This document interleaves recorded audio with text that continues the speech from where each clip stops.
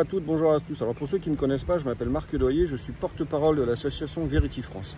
J'ai perdu mon épouse Morissette quelques jours après la vaccination contre le Covid. Elle a développé une grave maladie, la maladie de Creutzfeldt-Jakob, et elle est décédée 8 mois après. Alors il y a quelques mois, j'ai laissé un message sur le portable d'Emmanuel Macron pour lui demander quand est-ce qu'il allait prendre conscience qu'il y avait des effets secondaires et qu'il y avait des familles qu'il fallait prendre en compte.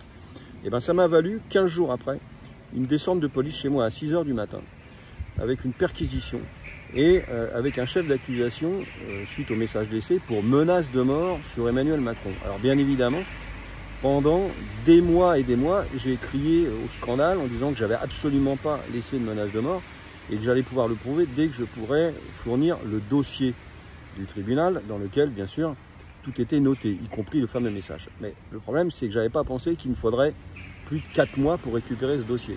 Et enfin, aujourd'hui, c'est chose faite. Maître Ludo, mon avocat, a récupéré les éléments du dossier. Alors vous verrez à la fin de cette vidéo une lettre de Maître Ludo et le message en question qui m'a valu une descente de police. Alors vous verrez aussi qu'il n'y avait aucune menace de mort et qu'il n'y avait donc aucune raison de m'envoyer la police chez moi. Mais on apprend aussi, quand on regarde dans le dossier, qu'en fait un juge, à la demande de l'Élysée, a décidé d'envoyer la police chez moi plutôt que de me convoquer parce qu'il a considéré que je ne viendrais pas à la convocation. Alors moi, je ne suis pas Agnès Buzyn, vous savez, les peu de fois où j'ai été convoqué par la gendarmerie, je m'y suis présenté.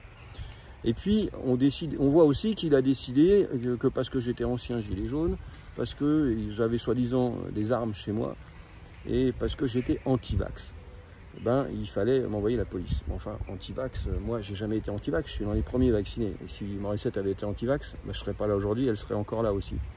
Alors voilà, on a découvert aussi surtout que tout ça c'est un énorme mensonge, un montage énorme, qu'on a cherché surtout à m'intimider et puis qu'on a surtout cherché à fabriquer des éléments pour pouvoir m'envoyer la police. Alors il se trouve que heureusement le parquet, aussitôt lors de la garde à vue, quelques heures, environ 8 heures après, a décidé de classer tout bonnement sans suite. Donc vous voyez que pour un dangereux personnage armé jusqu'aux dents, je ne suis pas resté longtemps dans les mains de la police et puis surtout je suis pas en prison. Aujourd'hui je suis libre. Alors que vous avez des personnes qu'on libère et qui derrière assassinent des jeunes femmes, comme cette jeune femme qu'on a retrouvée il y a quelques jours au bois de Boulogne. Donc vraiment tout ça n'est pas très sérieux. Et par contre, il y a une faute lourde de l'État à mon encontre.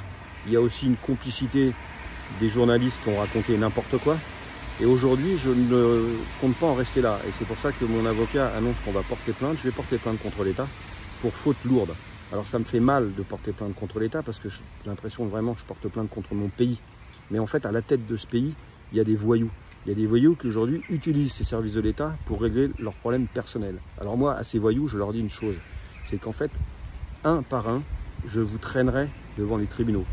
Parce que vous avez enfreint la loi, je n'avais rien à faire en garde à vue. Rien.